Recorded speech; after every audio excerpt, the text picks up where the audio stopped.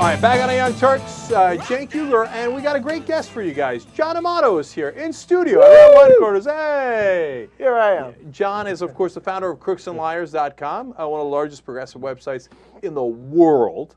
And actually, we played one of your clips earlier in the show. So we look at that. Awesome. And John's also the author of a new book, Over the Cliff, How Obama's Election Drove the American Right Insane. Okay, that's a fun book. It is a fun book. Now, John, talk to me. How do we know they've gone insane? Do we have like numbers? Do we have what happened? Well, sure. I mean, first of all, one of the most basic things we can do is look at our eyes. Okay, and what do we see, and what has taken place? Now, you know, we have to remind the audience, this isn't a book about Obama's policies, right? So it's not about, okay, do we agree with his legislative battles? How do we feel about this or that? It's all about the reaction of the right to Obama's election.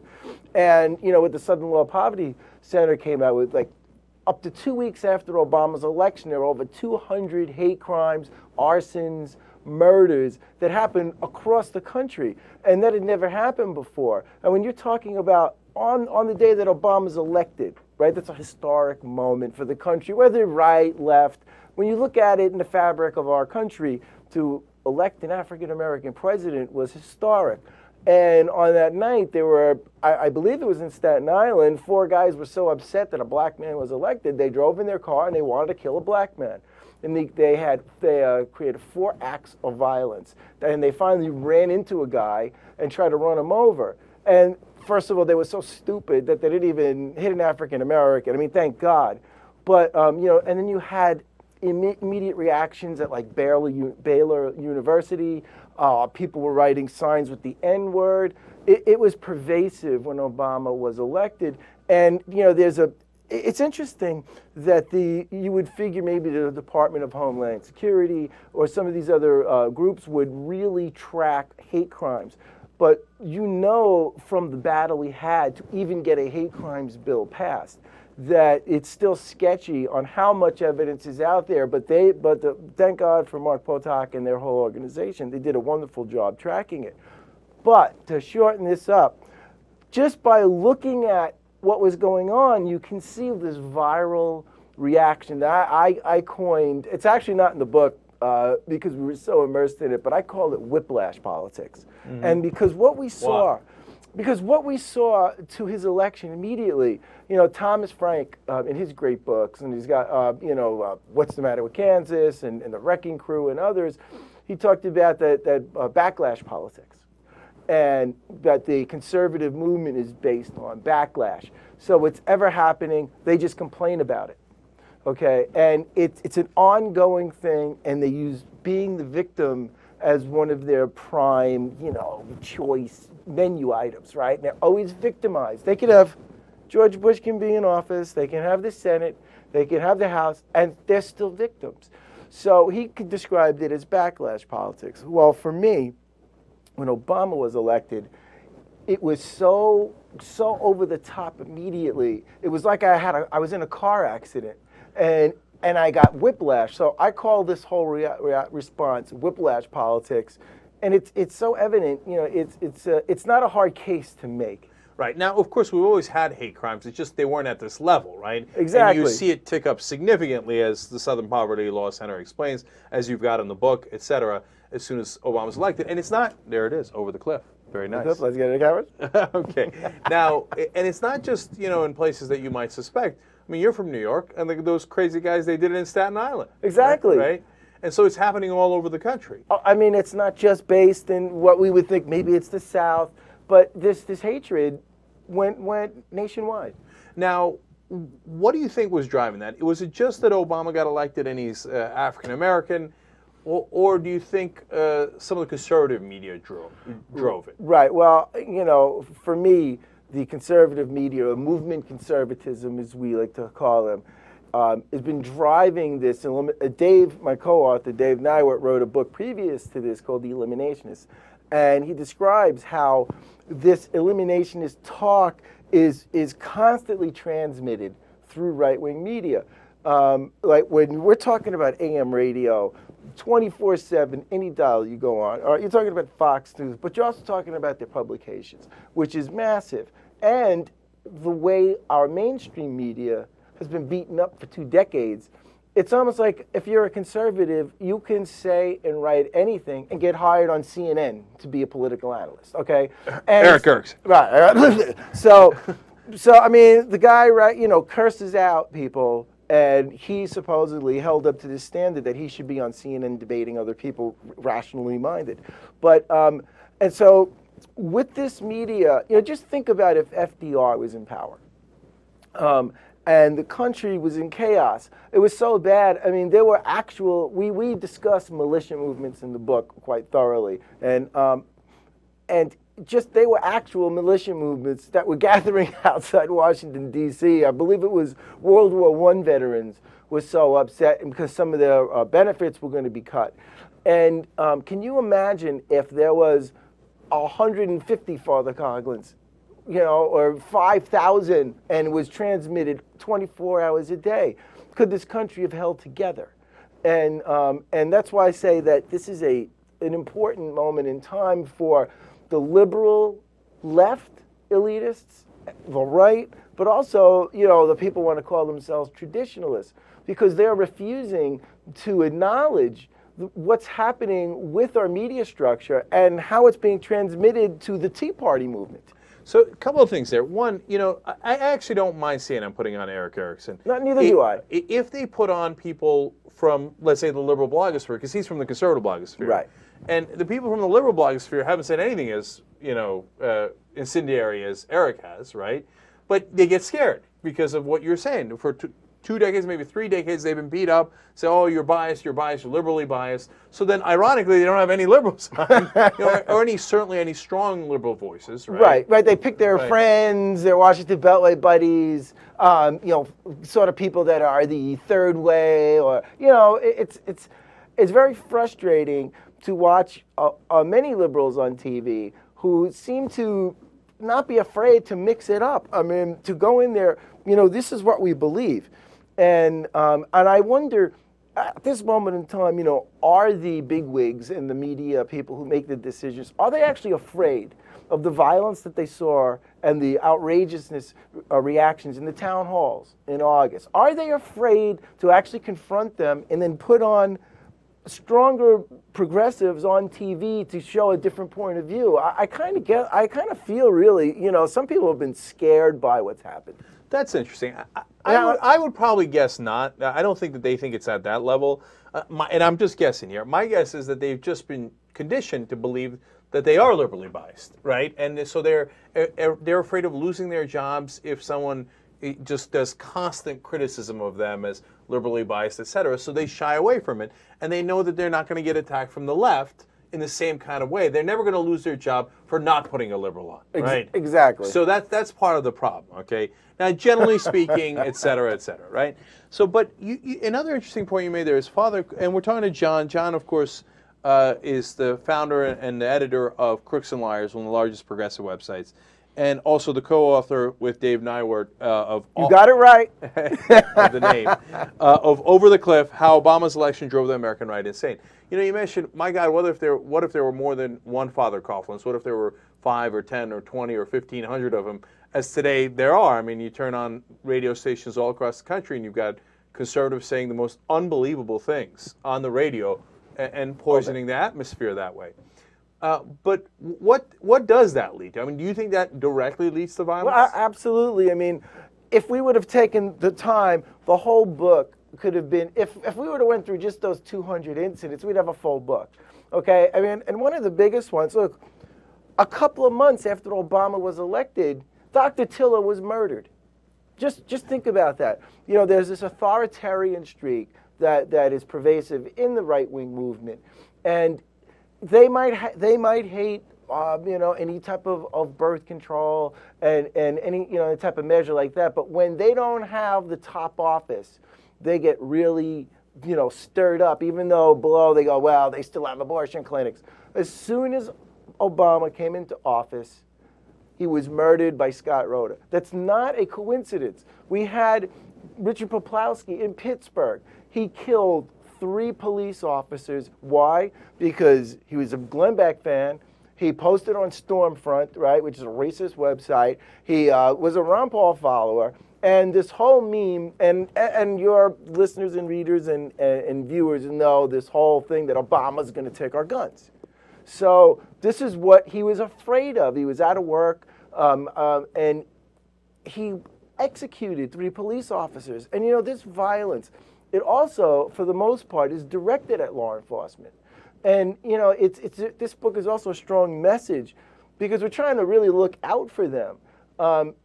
Who gets targeted? When we look at the Hutari militia movement, they were planning on executing policemen.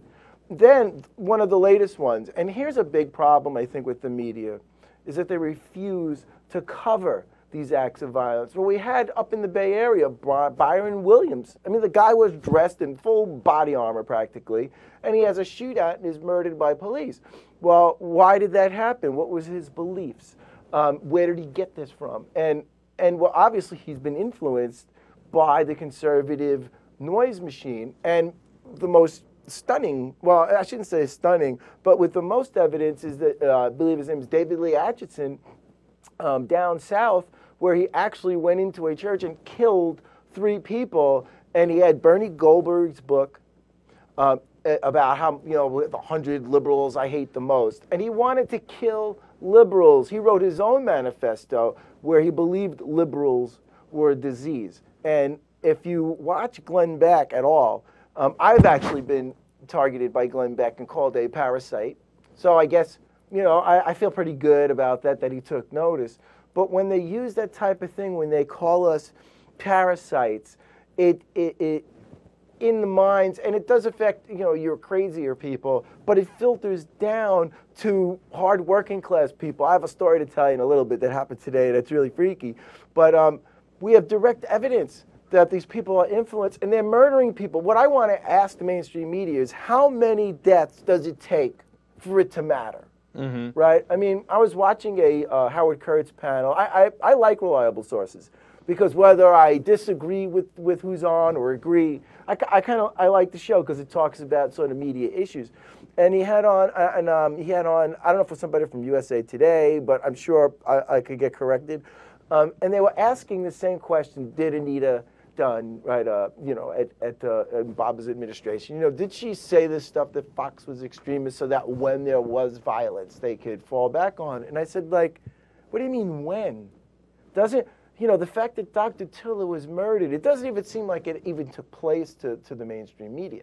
See, that's really interesting because when Dr. Tiller was murdered by Scott Roeder, I called Scott Roeder a domestic terrorist because, exactly. I mean, nothing could meet the definition more. Here's a guy who literally wants to terrorize the pro-choice community, and he does it by killing an innocent civilian, right? So that's... And a prominent civilian that was a figurehead to that crazy Operation Rescue Base. Absolutely. He wasn't just any citizen.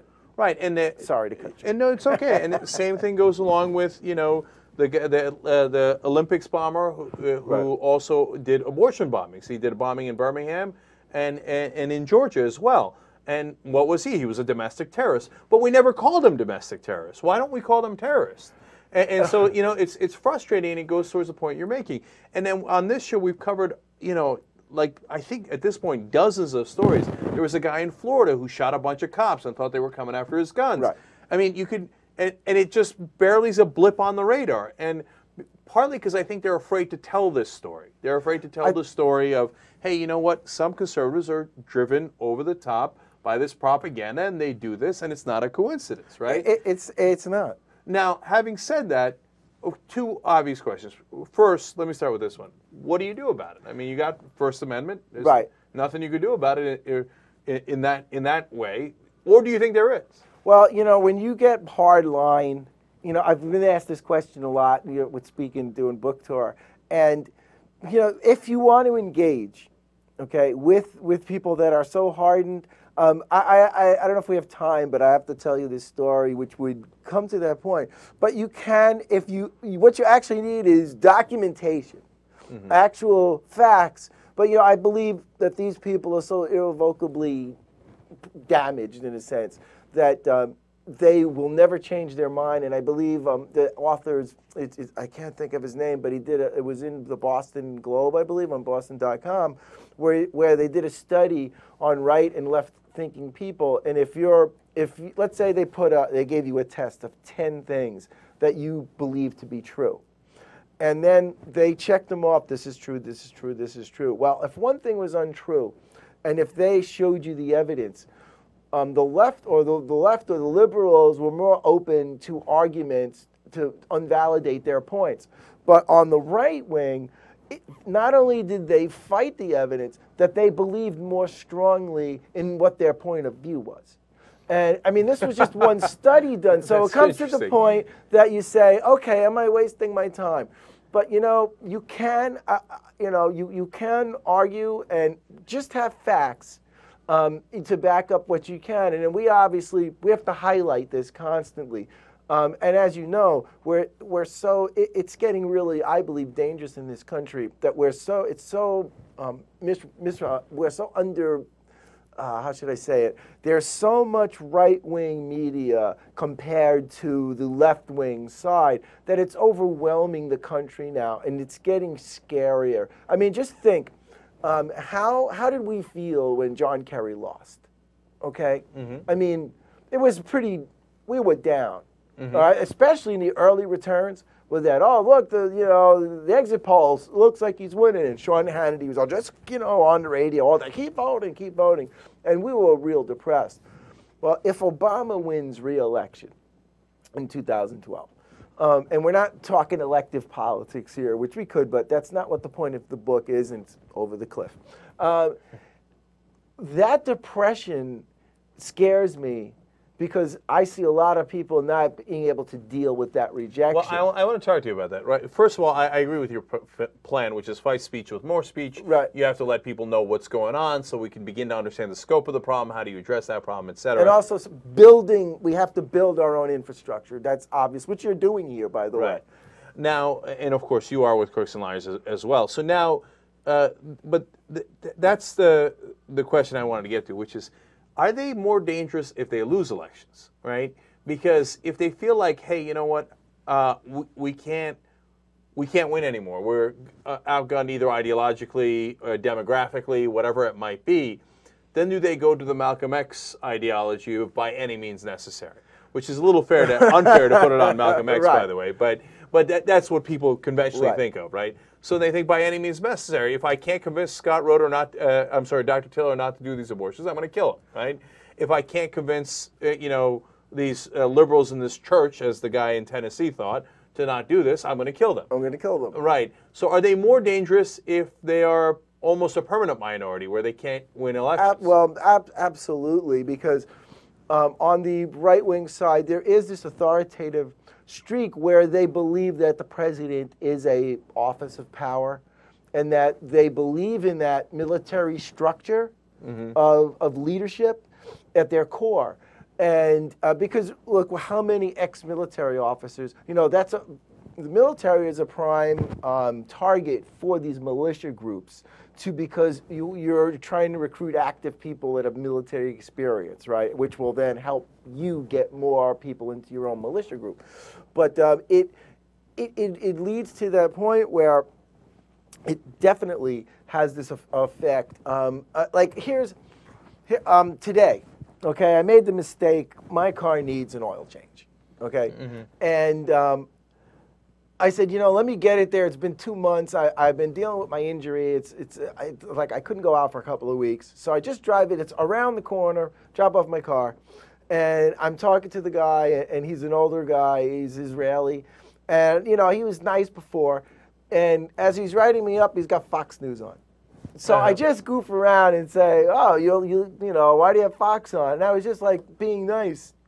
And he basically, in front of my eyes with customers, was screaming that unions have destroyed this country, that these $500 an hour, and we can be a little explicit, but he said these $500 an hour fat bastards sitting behind their desks collecting union checks are destroying this country, and they are a cancer. And then he went and started to give me Obama, Hussein, Barack Hussein Obama. And then he asked me, did you see his birth certificate? And he was freaking out. Now, this is a business owner, and I might have strayed off the point a little bit, but it's like, it was shocking to me because I was just trying to have a discussion, and even just an offhand joke. But this is how programmed normal, you would say, average business people. And the guy, he couldn't even write up my order. Right, and it was amazing that I'm going to do a post about it. And what I did is I printed up Obama. He asked me, "Did you see his birth certificate?" And I said yes, and that freaked him out. Okay. I mean, this is the guy of the Goodyear. He owns a Goodyear tire dealership. I hear you. We're way over time, but I got to squeeze in one quick question for you. Yeah. Now, the right wing will say, "Well, how about that Discovery shooter?" Right. And he read Al Gore's book. Isn't that the same thing? Right. Well, obviously not, because you're talking about partly Glenn Reynolds' piece also on is it James Lee? He was the Discovery Channel shooter, and he was upset, right, by he was like an exterminationist almost. He wanted to exterminate the population. But remember, he made reference to Al Gore slightly, but in any of Al Gore's rhetoric, okay, in any of Al Gore's, if you read his books, there is not this, we either change the climate or we should exterminate the conservative movement. You never hear this violent, vitriolic, rhetoric coming out of popular left-wing figures. There is nothing in there to incite him. Now, also, a prime example in his manifesto was about anger babies and immigration. Right. And the government must stop this, and we must, and so when you look at this whole thing, he's really just a crazy person. I mean, when you're talking about exterminate, that people shouldn't live on the planet, what left wing, where, I don't believe where does that, have you heard that on Air America when you were on Air America? Has anybody ever talked like that? So there is no correlation. As far as I know, liberals are not anti-human. They are generally pro-human. All right, John Amato's website is Crooks and Liars. His book is Over the Cliff, How Obama's Election Drove the American Right Insane. John, thanks for joining us. We appreciate it. Mr. Jake. All right, and we'll be right back.